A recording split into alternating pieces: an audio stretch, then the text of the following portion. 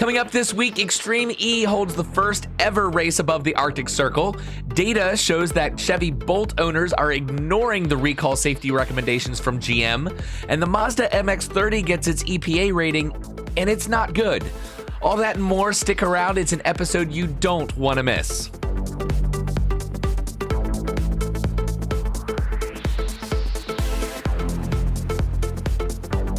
Hello, friends, and welcome to episode 77 of the EV Resource Podcast. I'm Zach Hurst, and each week I bring you the latest EV news, information, and answers to your questions about electric vehicles. First up, we'll talk about the Chevy Bolt battery recall again, but this time from a different angle, not from the manufacturer, but talking about the owners of the Chevy Bolt vehicles. Data from Recurrent reveals that 30% of owners of recalled Chevy Bolts are not following GM's recall guidelines for vehicle charging. Recurrent, the car industry's only analyst of electric vehicle battery health, this week released new data analyzing the actions of more than 1,000 Chevy Bolt owners, all of whom own vehicles that are included in the recall by GM due to concerns about potential battery fires. Recurrent's new data shows that up to 30% of its customers who own a Chevy Bolt are not following GM's guidelines to not charge their vehicles above 90% and to not deplete their battery below 70 miles of remaining range. CEO of Recurrent, Scott Chase, says, quote, "Newer Chevy Bolt owners need to pay attention to this recall now. 100,000 batteries can't get replaced overnight given supply chain woes and high demand for new EVs, so this will take some time." End quote. And for those of you who don't know, Recurrent provides personalized battery analysis for EV owners, buying guides and research for people shopping for used EVs, and electric battery reports for dealerships. Recurrent is currently the only company outside of GM with this breadth of data and depth of insight into how Chevy Bolt owners are responding to the recall, and they have been monitoring their behavior since GM issued its first recall in November. Now, the battery module's replacement recall has been expanded to include all Chevy Bolts, and so this is a very, very serious issue. Scott Chase continued by saying, quote, "Our data is showing that a lot of Chevy Bolt owners are going to have to change their behavior. For some, this could be a hardship if they have long commutes and require more range than the new guidelines allow, especially during the summer when hot temperatures and extra AC usage affect battery performance." End quote. This is definitely something that's very unique where no other company is going to have the ability to recognize this type of trend as a response to the recall from GM. And I think it highlights that human nature is something that's hard to crack. And ultimately, it really puts the entire industry's reputation at risk if there would be more battery fires because owners of Bolts are not following the guidelines. At this time, Recurrent is urging all Chevy Bolt owners to follow GM's charging advice to reduce the risk of battery failures. Next, we'll move on to the Mazda MX-30. From the company that revolutionized the internal combustion world with the rotary engine, which arguably became a significant part of the brand's DNA and reputation, well, now they've given the world their first electric car. And it's clear that they don't care about their reputation, and electric vehicles are not in their DNA. What they've done here with the MX-30 is created a compliance car to compete with the best EVs from 10 years ago. Oh, and in true compliance car fashion, it's only available in California. Now, let's compare the first generation Nissan Leaf, okay, the 2010 Nissan Leaf, 11-year-old car, the 2013 Fiat 500e, and the new Mazda MX-30. Now, the first two there, obviously very much compliance cars. They were created just to satisfy the emissions standards that California and other CARB states were putting out. I'm going to give you the specifications of each car, but here's the catch. I'm not going to tell you which is which. You're going to have to guess which one the MX-30 is. And hey, you know what? I'm going to throw my own car into the mix just for fun, the 2016 Chevy Spark EV. So 3 compliance cars and the MX-30. Here's the specs. Let's see if you can figure out which one is brand new. Okay, so car number 1, 73-mile EPA range from a 24 kilowatt-hour battery pack, 0 to 60 in 9.9 seconds, and a top speed of 93 miles an hour. It is front-wheel drive, powered by an 80 kilowatt electric motor. DC fast charging is a blistering 50 kilowatts, and the MSRP for this car is $32,780. Car number 2, 100-mile EPA range from a 35.5 kilowatt-hour battery pack, 0 to 60 in 9 seconds, and a top speed of 87 miles an hour. Front-wheel drive powered by a 107 kilowatt electric motor, also 50 kilowatt DC fast charging speed, and the MSRP for this car is $33,470. Car number 3, an 87-mile EPA range from a 24 kilowatt-hour battery pack, 0 to 60 in 8.4 seconds, and a top speed of 85 miles an hour. Front-wheel drive, powered by an 83 kilowatt electric motor. DC fast charging is not available. The MSRP for this car is $31,800. Car number 4, an 82-mile EPA range from a 21 kilowatt-hour battery pack, 0 to 60 in 7.3 seconds, a top speed of 90 miles an hour. Front-wheel drive powered by a 105 kilowatt motor, an optional 50 kilowatt DC fast charging, and the MSRP for this is $27,490.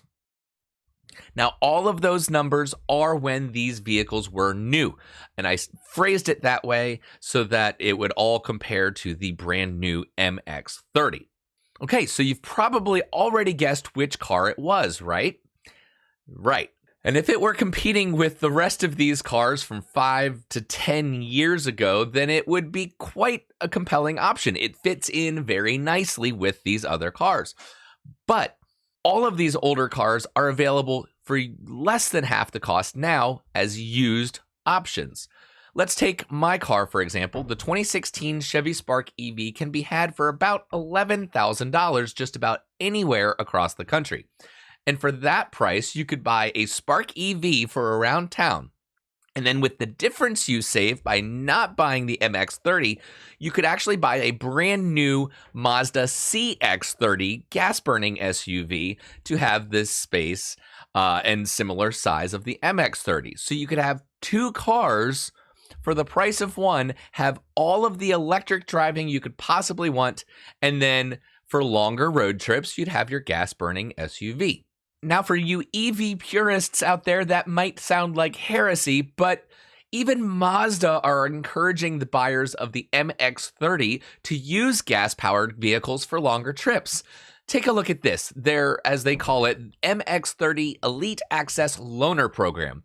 And it says, quote, "As an MX-30 owner, you'll have the opportunity to experience the full family of Mazda vehicles with our MX-30 Elite Access Loaner Program.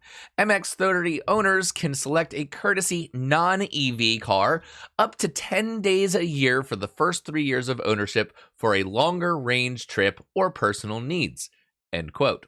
So my take on this, it is clear that Mazda is either incompetent, incapable, or ingenuous about building EVs. And I'm of the opinion that they are all three. Japanese automakers have dropped the ball when it comes to building EVs. Toyota, they don't make an EV or full EV for the US yet. Honda, they don't make a full EV for the US yet. Subaru, nope, not them either. And Nissan, well, yes, the Leaf, and very soon the Ariya, so I'll let that one slide. But seriously, I guess my real only question is, who in their right mind would buy the MX-30, and what the was Mazda thinking when they decided that this was going to be a good EV for 2021? Okay, I think that gets all the negative stuff out of the way for the week. And if you've made it through, thanks for sticking with me. I normally like to stay positive, but man, that car. Anyway, on to the official debut of the Alpha Wolf. American startup Alpha Motors Corporation, AMC, recently debuted its Wolf electric pickup truck at the Peterson Automotive Museum in Los Angeles, California.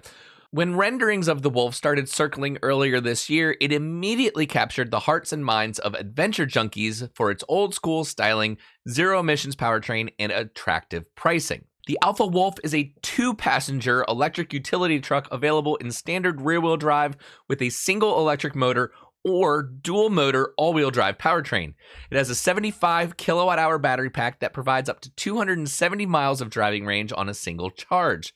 Alpha Wolf is not a drag racer, but it can scoot from 0 to 60 in 6.2 seconds, which is pretty impressive for a rugged utility truck. If Alpha plays its cards right, the Wolf could be a massive hit despite the lingering appeal of Rivian's R1T and the new F-150 Lightning from Ford.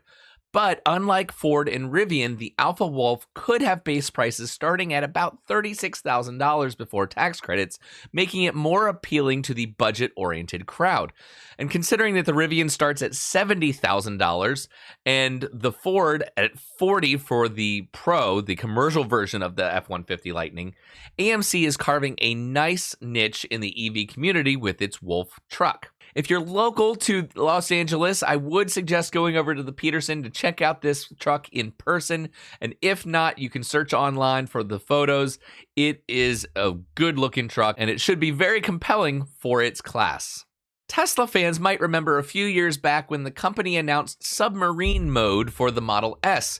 This was a hidden option that allowed you to change the Model S display into James Bond's Lotus Esprit submersible. When you held your finger on the Tesla logo at the top of the 17-inch screen, a technician login menu appeared. Then you would enter the code 007, obviously, and the suspension setting page then transformed into the Lotus Esprit Submarine.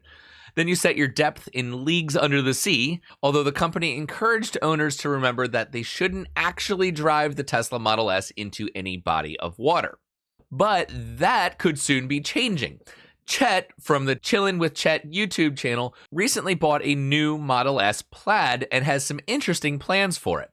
He took the car to Gruber Motors, which they are the Tesla specialized repair and rehabilitation shop, and he asked them to turn his car into a submarine.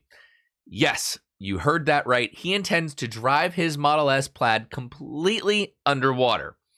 So what Gruber are doing, they are waterproofing all of the external connectors, intake ports, any other possible areas of water ingress to prepare the Model S Plaid for a 90-foot long drive under 7 foot of fresh water with fish, 2,000 pounds of lead for ballast, and a driver equipped with scuba gear in the cabin just in case.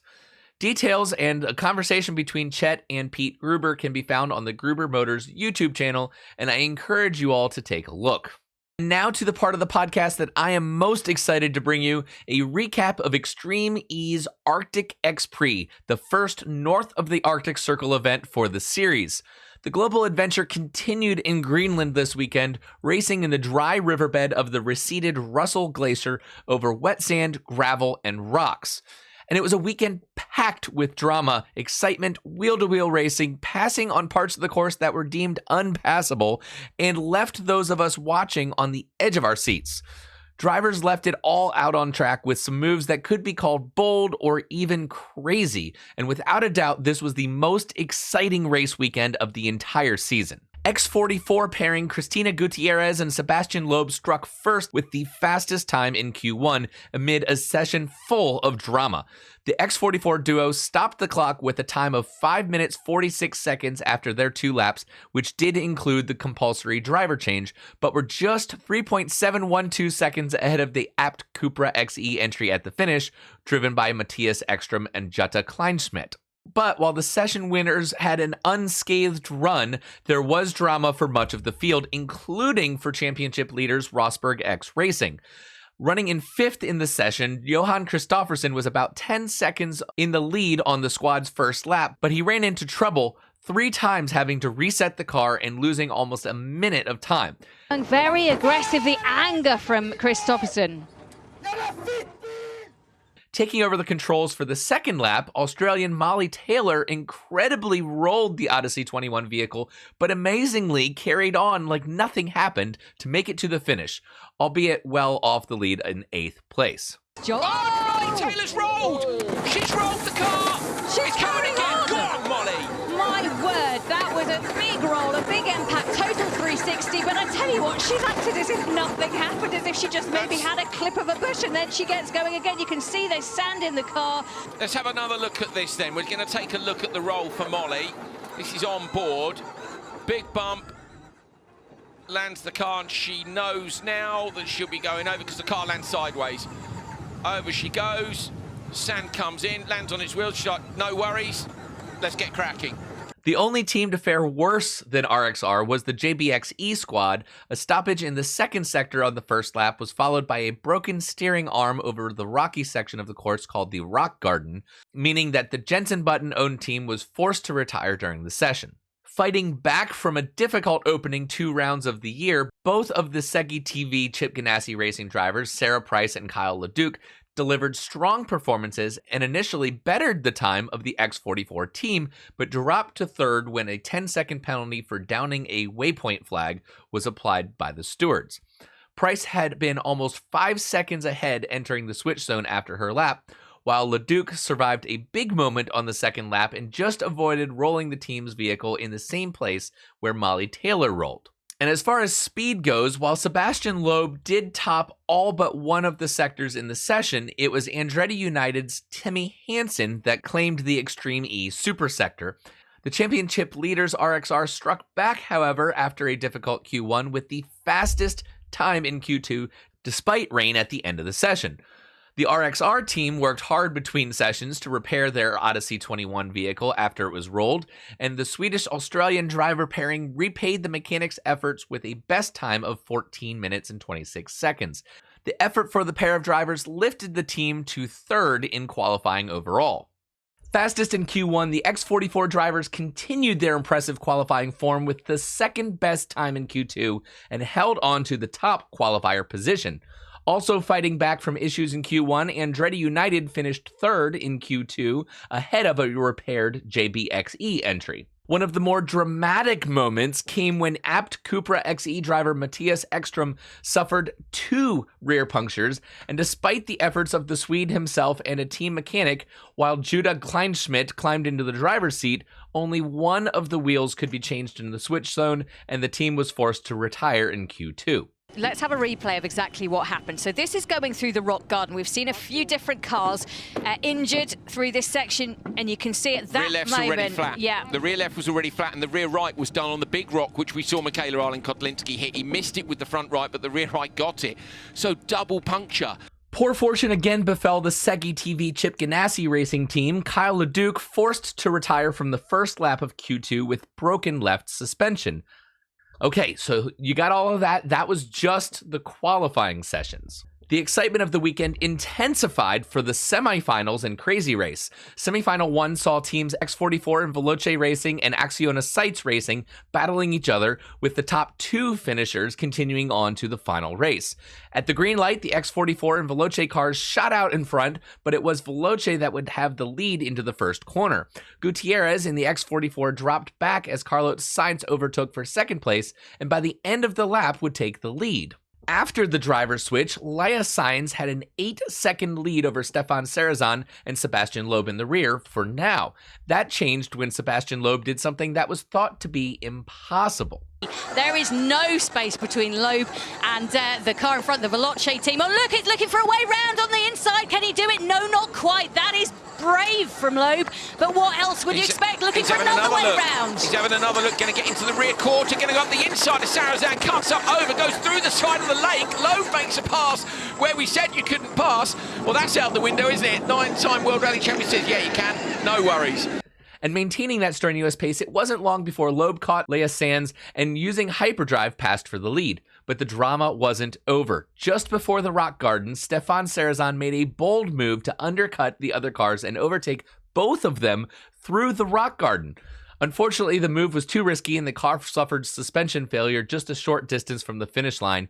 X44 won the semifinal 1 with Acciona Sites in second place. X44 leading, coming up to the Rock Garden. Oh, look, Stefan Sarrazin is right there. Leia Sands needs to be super defensive now. Loeb, how quickly he's going to go across? He's got to take a risk on it. The cars are too close to be going slowly through here. Sarrazin goes for an alternate line, launches the Veloce machine. It's a brilliant move by Stefan Sarrazin to take the lead. Sebastian Loeb drops down to P2. Unbelievable. Leia Sands up and over the crest.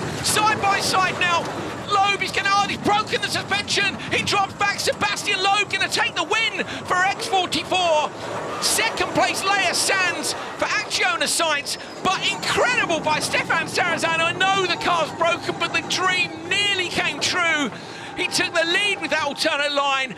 What a semi-final! Semi-final 2 saw Apt Cupra, RXR, and Andretti United facing off. Once again, the top 2 finishers moving on to the final. Johan Kristoffersen led most of the first lap, but clipped a marker flag that resulted in a 10-second penalty that would have to be served during the driver change. The rest of Q2 was clean and fairly calm, with Katie Munnings bringing home the Andretti United car to win the race ahead of Molly Taylor in RXR and Matthias Ekstrom at the back with Apt Cupra, meaning they would not make the final race. The other 3 teams, Segi Chip Ganassi Racing, JBXE, and Excite Energy, found themselves in the Crazy Race, which is effectively the third semifinal, battling for the single finishing spot that would carry on to the final race. JBXE were leading, but incurred a 30-second penalty for excess tire use, and I still don't know what that means.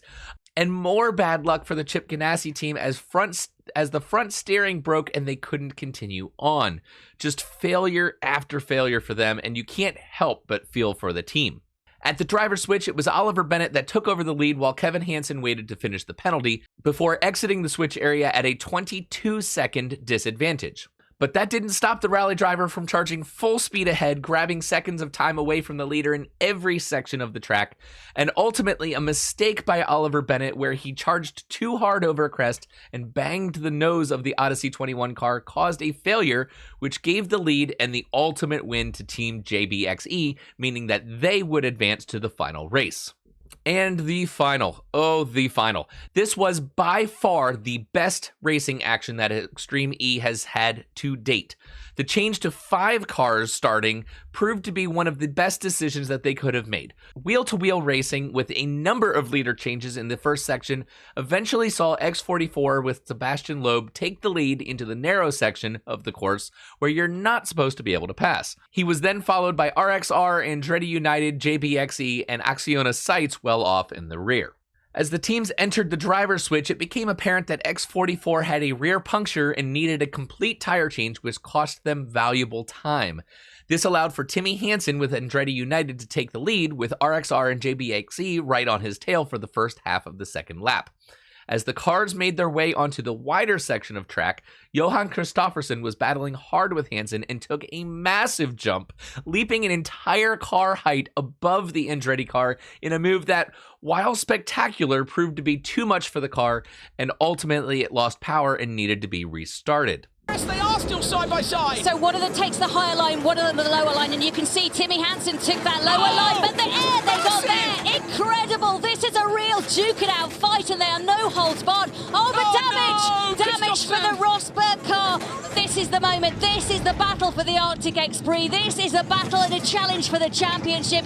Munnings has done a great job to set up what is a fantastic win for Timmy Hansen. He looks to come across the line. They have smashed it out of the park. Congratulations to them. Andretti United win. A fist pump for Timmy Hansen. They collect 25 points. They are delighted. Well done. Absolutely brilliant.